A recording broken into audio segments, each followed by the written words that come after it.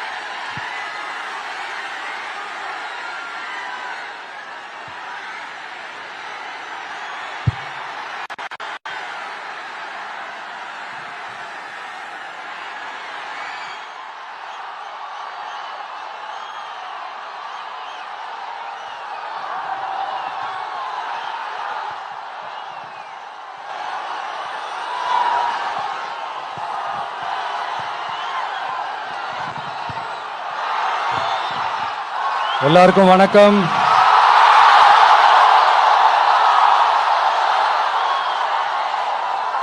எல்லாரும் எப்படி இருக்கீங்க? சாப்பிட்டீங்களா?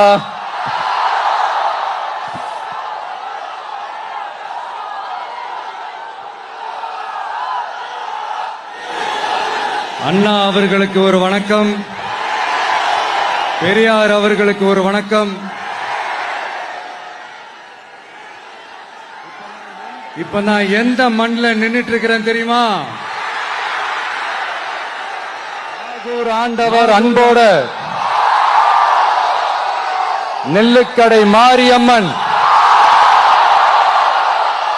அன்னை வேளாங்கண்ணி ஆசியோட கடல் தாய் மடியில் இருக்கிற என் மனசுக்கு ரொம்ப நெருக்கமான நாகப்பட்டினம் மண்ணில் இருந்து நின்று பேசிட்டு இருக்கிறேன். என் நெஞ்சில் கொடியிருக்கும்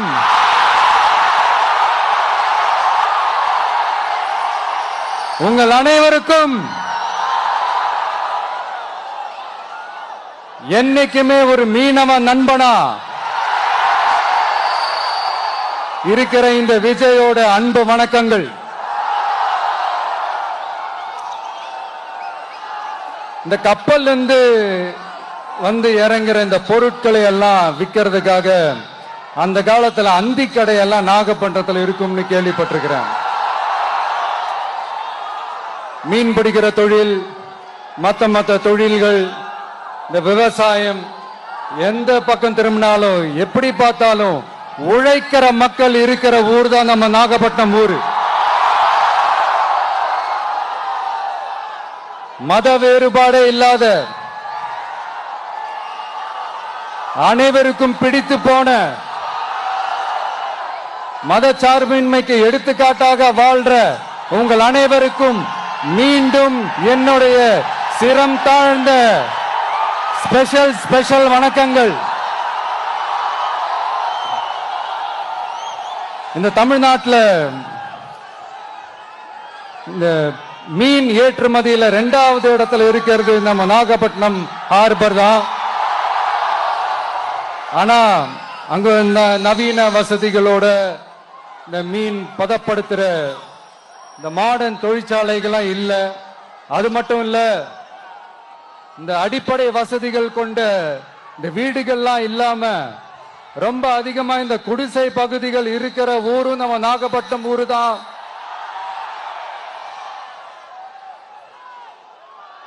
இந்த முன்னேற்றத்திற்கெல்லாம் எங்கள் ஆட்சி தான் சாட்சி. அப்படி இப்படின்ட்டு இந்த அடுக்குமொழியில பேசி அது நம்ம கேட்டு காதுல இருந்து ரத்தம் வந்ததான் மிச்சம். இவங்க ஆண்டது பத்தாதா? இப்படி தவிக்கிறாங்களே நம்ம மக்கள், அது பத்தாதா?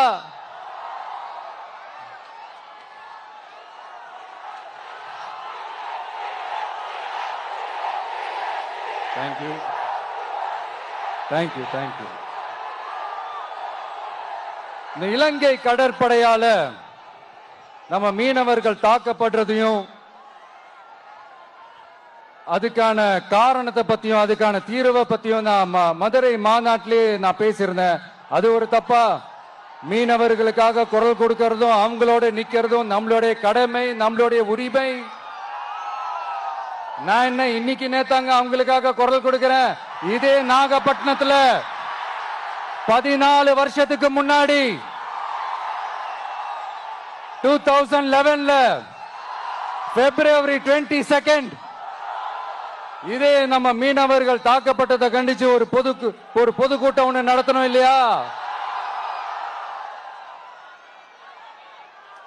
இந்த விஜய் களத்துக்கு வர்றது ஒண்ணு புதுசு இல்ல கண்ணா. எப்போ எப்போ எப்போ வந்தாச்சு.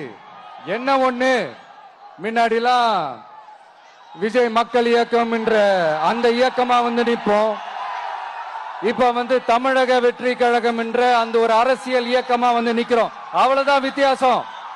அன்னைக்கும் சரி, இன்னைக்கும் சரி, இனிமேலும் சரி, மக்களுக்காக மக்களோட நிக்கிறது தான். இது புரிய வேண்டியவங்களுக்கு புரிஞ்சா சரி.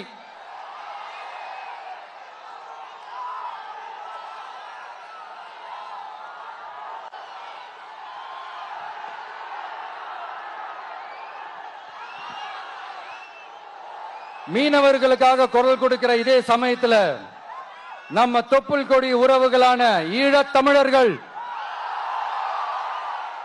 அவங்க இலங்கையில் இருந்தாலும் உலகத்துல எந்த மூலையில இருந்தாலும் தாய்ப்பாசம் காட்டின தலைவனை இழந்து தவிக்கிற அவங்களுக்காகவும் குரல் கொடுக்கிறது, அவங்களுக்காகவும் நிக்கிறது நம்மளோட கடமை இல்லையா? மீனவர்களோட உயிர் எந்த அளவுக்கு முக்கியமோ அந்த அளவுக்கு ஈழத் தமிழர்களோட அவங்களுடைய கனவுகளும் அவங்களுடைய வாழ்க்கையும் நமக்கு ரொம்ப ரொம்ப முக்கியம். நம்ம மீனவர்கள் படுற இந்த கஷ்டத்தை எல்லாம் பார்த்து ஒரு பெருசா ஒரு கடிதம் ஒண்ணு எழுதிட்டு அதுக்கப்புறம் கப்சிப்னு சைலண்டா போறதுக்கு நாம ஒண்ணு இந்த கபட நாடக திமுக அரசும் கிடையாது. மத்த மீனவர்கள்னா இந்திய மீனவர்கள், நம்ம மீனவர்கள்னா தமிழக மீனவர்கள். இப்படி பிரிச்சு பார்த்து பேசுறதுக்கு நாம ஒண்ணு பாசிச பாஜக அரசும் கிடையாது. நிரந்தரமான தீர்வு, நிரந்தரமான ஒரு இந்த ப்ராப்ளத்தை சால்வ் பண்றதுதான் நம்மளுடைய ஒரு முக்கியமான ஒரு அஜெண்டாவே. சரி, இப்ப நம்ம நாகப்பட்டினம் ஏரியாவுக்கு வருவோம்.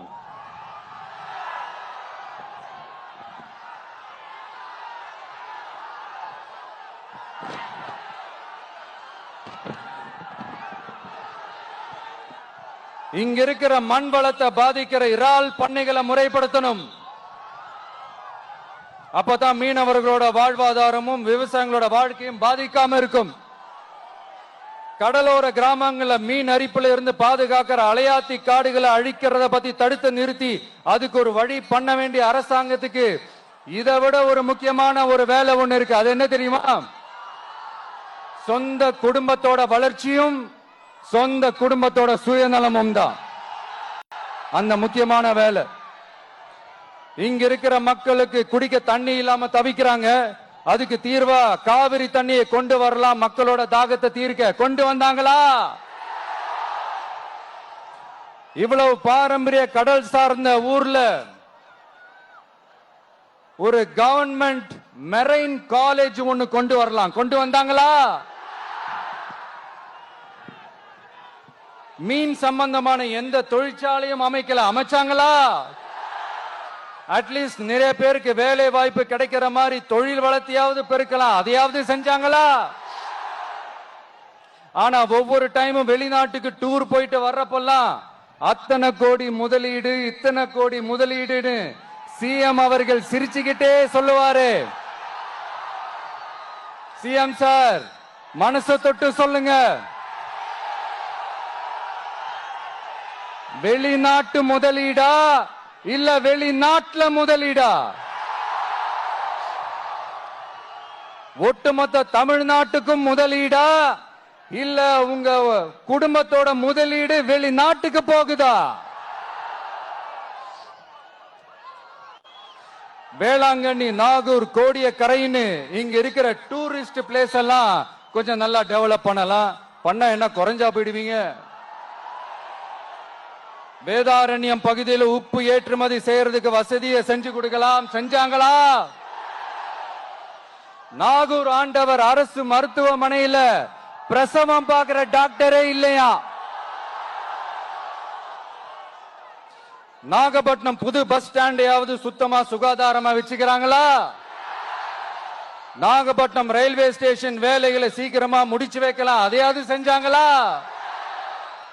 இங்க ஏற்கனவே இருந்த ஸ்டீல் ரோலிங் மில்லையும் ரயில் பெட்டி தயாரிக்கிற தொழிற்சாலை மூடிட்டாங்க. அத மறுபடியும் திறந்தா நிறைய பேருக்கு வேலை வாய்ப்புகள் கிடைக்கும். ஏன் அதை பத்தி யோசிக்கல? மேலக்கோட்டை வாசல் NH மேம்பாலம் கட்டி 50 வருஷம் ஆச்சு. அது சரியா மேம்படுத்தலாம், அதை செஞ்சாங்களா? Thanjavur to Nagapattinam NH road வேலை பல வருஷமா நடக்குது, இன்னும் முடிச்ச பாடே காணும். அதை வேகப்படுத்தி முடிச்சிருக்கலாம், அதையாவது செஞ்சாங்களா? ரொம்ப முக்கியமா நெல்லு மூட்டையெல்லாம் மழை காலத்துல வெள்ளத்துல நனைஞ்சு நம்ம விவசாயிங்க எவ்வளவு வேதனைப்படுறாங்க. அதுக்கு சரியான ஒரு குடவுன் கட்டி தரலாம், அதையாவது கட்டி தந்தாங்களா? எலெக்ஷனுக்கு முன்னாடி திமுக காரங்க வந்து செய்வோம் செய்வோம் செய்வோம் செய்வோம்னு சொன்னாங்களே, செஞ்சாங்களா? இதெல்லாம் எதுவுமே செய்யாம எல்லாத்தையும் செஞ்ச மாதிரியே அதையும் பெரியமையா வேற சொல்லுவாங்க இவங்க. நான் வந்து போன வாரம் திருச்சிக்கும் அரியலூர் மாவட்டத்துக்கும் போய் நம்ம மக்களை சந்திக்க போயிருந்தேன். அப்போ பெரம்பலூரும் போக வேண்டியது. அங்க சில ரூல்ஸ் அண்ட் ரெகுலேஷன்ஸ், ஒரு கட்டத்துக்கு அப்புறம் இந்த பஸ்ஸே மூவ் ஆகல. அதுக்கப்புறம் அதை தாண்டி ஒரு டைமுக்கு மேல பேசுறது, சரி அதெல்லாம் விடுங்க. இந்த நேரத்தில் பெரம்பலூர் பகுதி மக்களுக்கு நான் மன்னிப்பு கேட்டுக்கிறேன். சீக்கிரமாவே உங்களை தேடி நான் வருவேன் ஃபார் ஷுவர். நம்ம வந்து இந்த டூர் பிளான் இந்த ஷெட்யூல் போட்டதுக்கு அப்புறம் அது என்னப்பா சனிக்கிழமை சனிக்கிழமை சனிக்கிழமை அப்படின்னு ஒண்ணு ஸ்டார்ட் ஆச்சு. அது ஒண்ணு இல்ல, உங்க எல்லாரையும் வந்து பார்க்கும்போது உங்களுக்கு எந்த விதமான டிஸ்டர்பன்ஸும் இருந்துடக்கூடாது. முக்கியமா உங்களுடைய வேலைகளுக்கு எந்த விதமான டிஸ்டர்பன்ஸும் இருந்துடக்கூடாது அப்படின்ற ஒரே காரணத்துக்காக தான் இப்படி வீக்கெண்டா பார்த்து இப்படி இந்த பிளானை ஷெட்யூல் பண்ணோம். லீவு நாட்கள்ல ஓய்வு நாட்கள்ல வரணும்ன்றதான் அந்த எண்ணமே. அது மட்டும் இல்ல, அரசியல்ல சில பேருக்கு நம்ம ஓய்வும் கொடுக்கணும் இல்லையா? அதனாலதான் இந்த ஓய்வு நாட்களா பார்த்து இப்படி செலக்ட் பண்ணோம். சரி, இப்ப நம்ம மக்களை சந்திக்கிறதுக்கு, நம்ம சொந்தங்களை சந்திக்கிறதுக்கு எத்தனை கட்டுப்பாடுங்க. அந்த இடத்துல பர்மிஷன் இல்ல, இந்த இடத்துல பர்மிஷன் இல்ல. ஆனா அதுக்கான காரணங்கள்லாம் நீங்க கேட்டீங்கன்னா சொத்தையான காரணமா இருக்கும். அங்க பேசக்கூடாது, இங்க பேசக்கூடாது, 5 நிமிஷம் தான் பேசணும், 10 நிமிஷம் தான் பேசணும். நான் பேசுறதே 3 நிமிஷம் தான். அதுலயும் அது பேசக்கூடாது, இதை பேசக்கூடாதுன்னு சொன்னா அப்புறம் நான் எதை தயா பேசுறது? அரியலூர்ல போனப்போ நான் கரெக்டா அந்த ஊருக்கு போறதுக்கு முன்னாடி ஒரு அந்த ஏரியாலேயே அந்த பவர் கட்டு. அப்புறம் நான் திருச்சிக்கு போய் நான் பேச ஆரம்பிச்சதுக்கு அப்புறம் அந்த ஸ்பீக்கருக்கு போற அந்த வயரு கட்டு. இல்ல, நான் தெரியாம தான் கேட்கிறேன் சிஎம் சார். ஃபார் எக்ஸாம்பிள், இப்ப ஒரு RSS தலைவர் இங்க வராருன்னு வச்சுக்கோங்க, இல்ல நம்ம பிரதமர் மோடிஜி அவர்களோ இல்ல உள்துறை அமைச்சரோ இங்க வராருன்னு வச்சுக்கோங்க. இந்த மாதிரி கண்டிஷன்ஸ் எல்லாம் போடுவீங்க? இந்த மாதிரி பவர் கட் பண்ணுவீங்க? இந்த மாதிரி வயர் கட் பண்ணுவீங்க? கொஞ்சம் கட் பண்ணி தான் பாருங்களேன். முடியாதுல, பேஸ்மெண்ட் அதிரும்ல. நீங்க தான் மறைமுக உறவுக்காரர்களாச்சே. இதாவது பரவாயில்லைங்க. இதை தாண்டி ஒரு ரூல் ஒண்ணு போட்டாங்க, பஸ்ஸுக்குள்ளேயே இருக்கணுமா, பஸ் விட்டு வெளியில வரக்கூடாதான், கையை இவ்வளவுதான் தூக்கணுமா, இப்படியே வரணுமா, மக்களை பார்த்து சிரிக்காத, மக்களை பார்த்து கையசைக்காத, இப்படி எல்லாம். ஐயோ ஐயோ ஐயோ,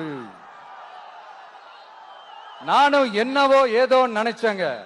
செம்ம காமெடியா இருக்குங்க. I am just enjoying like anything. நேரடியாவே கேட்கிறேன், சிஎம் சார் மிரட்டி பாக்குறீங்களா? அதுக்கு இந்த விஜய் ஆள் இல்ல சார், அதுக்கு நாம ஆள் இல்ல சார். என்ன செஞ்சிருவீங்க? மேக்சிமம் கொள்கைய சும்மா பேருக்கு மட்டும் வச்சுக்கிட்டு குடும்பத்தை வச்சு கொள்ளையடிக்கிற உங்களுக்கே இவ்வளவு இருந்தா, சொந்தமா உழைச்சி சம்பாதிச்ச எனக்கு எவ்வளவு இருக்கும்?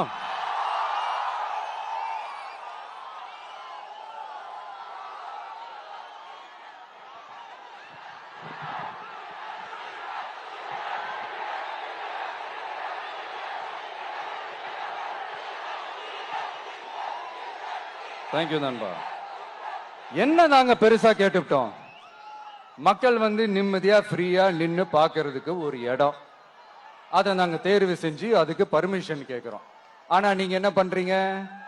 அந்த இடத்தையெல்லாம் விட்டுட்டு நெருக்கடியோட, மக்கள் நெருக்கடியோட எங்கெல்லாம் நிப்பாங்களோ அந்த இடமா பார்த்து செலக்ட் பண்ணி தெரியுங்க. உங்க எண்ணம் தான் என்ன சார்?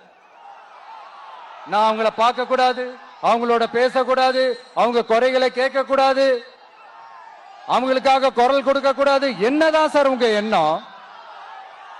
சரிங்க சார், ஒரு அரசியல் தலைவன் அப்படின்றதெல்லாம் மறந்துருங்க. ஒரு சாதாரண ஒரு தமிழ்நாட்டு மண்ணோட ஒரு மகனா, ஒரு நம்ம தமிழ் மக்களோட ஒரு சொந்தக்காரனா, என் மக்களை, என் குடும்பத்தை, என் சொந்தங்களை நான் பார்க்க போனா என்ன பண்ணுவீங்க? அப்பவும் தடை போடுவீங்களா? வேணாம் சார். இந்த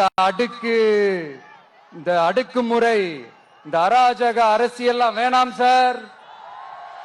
நாம ஒண்ணு இங்க தனியால் இல்லைங்க சார், மாபெரும் மக்கள் சக்தியோட பிரதிநிதிங்க சார், மாபெரும் பெண்கள் சக்தியோட சகோதரன் சார், மாபெரும் இளைஞர் இயக்கமா இருக்கிறோம் சார். மறுபடியும் சொல்றேன், 2026 ரெண்டு பேருக்கு நடுவுல தான் போட்டியே. ஒண்ணு இன்னொன்னு,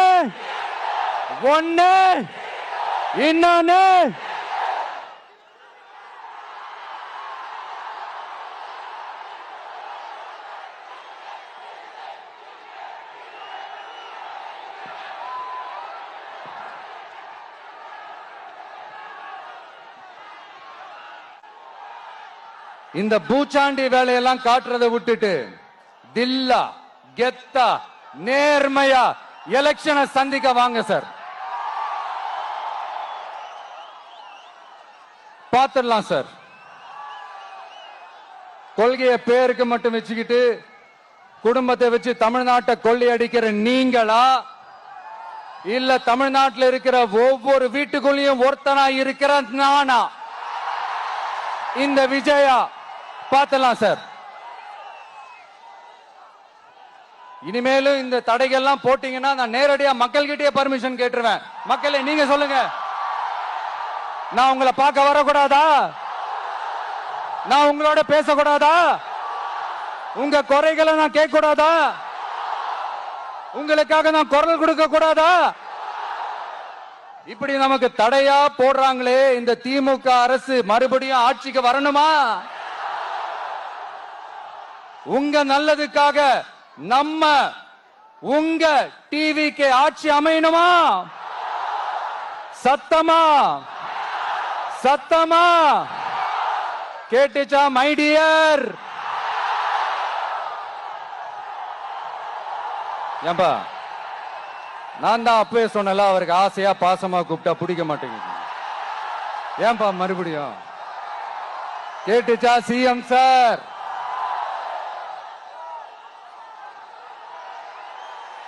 இந்த போர் முழக்கம் உங்களை ஒரு நிமிஷம் கூட தூங்க விடாது, துரத்திக்கிட்டே வரும்.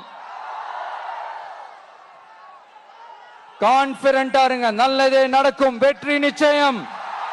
மீண்டும் சந்திக்கும் வரை நன்றி, வணக்கம்.